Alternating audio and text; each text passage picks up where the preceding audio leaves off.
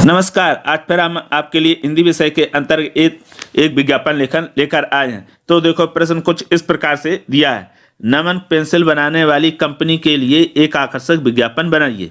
या तो प्रश्न इस तरह से पूछा जाएगा, नहीं तो फिर ऐसे पूछा जा सकता है कि किसी पेंसिल बनाने वाली कंपनी के लिए 25 से 30 या 30 से 40 या लगभग 60 शब्दों में एक विज्ञापन बनाइए अथवा तैयार कीजिए, है ना। पेंसिल का नाम भी दिया हो सकता है, नहीं भी दिया हो सकता है। अगर नाम दिया रहे तो आप वही करना, और ना दिया हो तो फिर आप अपने मन से लिख लेना कोई भी नाम। सबसे पहले आप प्रश्न को 1 से 2 बार पढ़कर समझ लेंगे। तो क्या दिया, नमन पेंसिल। तो आपको विज्ञापन किस पर बनाना है, नमन पेंसिल पर। तो सबसे पहले लिखेंगे उत्तर लिखने के बाद लिख देंगे, जैसे लिख दिया नमन ये पेंसिल का विज्ञापन, ठीक है। या फिर आप पेंसिल का विज्ञापन या फिर विज्ञापन लेखन लिख दो। देखो, आपको जो भी सरल लगे, आप या तो नमन पेंसिल का विज्ञापन या पेंसिल का विज्ञापन या विज्ञापन लेखन, यानी 3 में से जो आपको सरल लगे, उचित लगे, ठीक, उसे आप लिख लेना। उसके पश्चात फिर एक पेन और जो स्केल, उसकी सहायता से एक हम बना लेंगे ऐसा बड़ा सा बॉक्स। ये देखो इस तरह से, और नीचे 2 लाइनें 3 लाइनें छोड़ के फिर एक और लाइन खींच दे ताकि यहाँ पता वगैरह लिख पाएँ।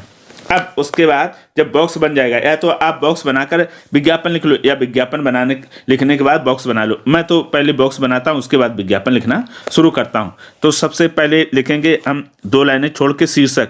तो हमने लिख दिया नमन पेंसिल। इसे बड़े अक्षरों में, स्टाइल में चाहो तो लिख सकते हो या साधारण शब्दों में भी लिख सकते हो, और इसको डार्क कर दो। फिर उसके ऊपर जो लाइन छोड़ी वहाँ लिख दिया सबसे अधिक बिकने वाली पेंसिल। इसको हम बॉक्स में बंद कर देंगे क्योंकि शीर्षक हमें हाईलाइट करेंगे तो अच्छा दिखेगा।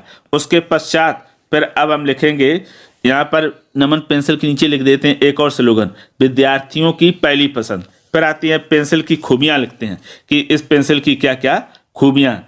तो चलो लिखते हैं, देखते हैं।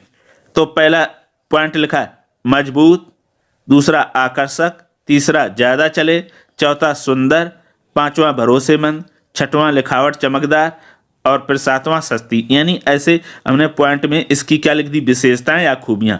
हेडिंग डालकर आप विशेषता या खूबियां लिख सकते। उसके पश्चात फिर हमने नीचे लिख दिया एक और स्लोगन, पेंसिल है या जादू की छड़ी। उसके नीचे लिखेंगे अब हम पता। तो पता में क्या है, या तो आप यहाँ संपर्क करना लिखें या पता लिखें, या निर्माणकर्ता लिखें या निर्माता लिखें। तो हमने यहाँ निर्माता लिखा है नमन पेंसिल प्राइवेट लिमिटेड पटना, और ये फ़ोन नंबर डाल दिया 9394093940। ये ऐसे ही काल्पनिक कोई भी फ़ोन नंबर डाल सकते हैं। इतना करने के बाद अब आपके पास जो दाहिने भाग में जगह बची, तो वहाँ हमने बनाया क्या, चित्र। तो एक ये पेंसिल बना दी है, और ये लिख दिया ये पेंसिल होगी। देखो, पेंसिल की सीधे लाइन स्केल से खींच दो, ऐसे बना दो। अब इसमें एक और ऑफर लिख दिया। क्या लिख दिया ऑफर में, इसमें लिखा है कि एक पैकेट के साथ एक शार्पनर और एक रबड़ मुफ्त। तो इस तरह से आप लिख सकते हैं। और भी कोई दूसरा ऑफर जो आपको अच्छा लगे वो लिख सकते हो। कोई दूसरा आपको स्लोगन अच्छा लगे तो वो लिख सकते हो, जो भी अच्छा लगे। कुल मिलाकर आपका विज्ञापन अच्छा होना चाहिए। जब हमारा पूरा विज्ञापन बन जाएगा तो कुछ इस प्रकार से दिखाई देगा। ये देखो, इस तरह से बनने के बाद पूरा विज्ञापन दिखेगा इस तरह से। ये हो गया। एक बार फिर से देख लेते हैं। ये आपका उत्तर हो गया, ये शीर्षक हो गया, ये पेंसिल की खूबियाँ हो गई, ये स्लोगन हो गया, ये चित्र हो गया, ये ऑफर हो गया, और ये एक और स्लोगन हो गया, और ये हो गया आपका पता।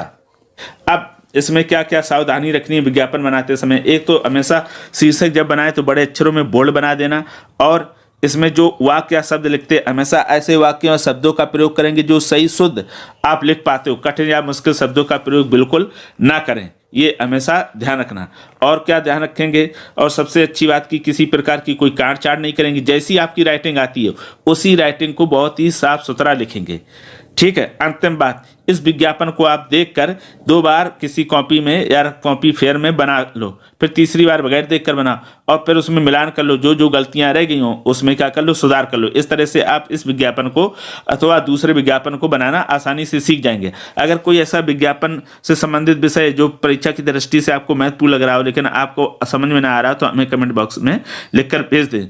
और ये बताइएगा कि आपको ये विज्ञापन कैसा लगा, समझ में आया या नहीं आया, विज्ञापन में आपको और क्या क्या कठिनाई आती है।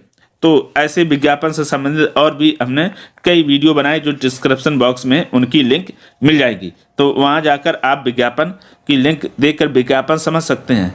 तो किसी प्रकार का कोई हिंदी से संबंधित प्रश्न हो तो कमेंट करके हमें अवश्य बताइएगा, मैं समय रहते आपके सामने उपस्थित कर दूंगा समाधान।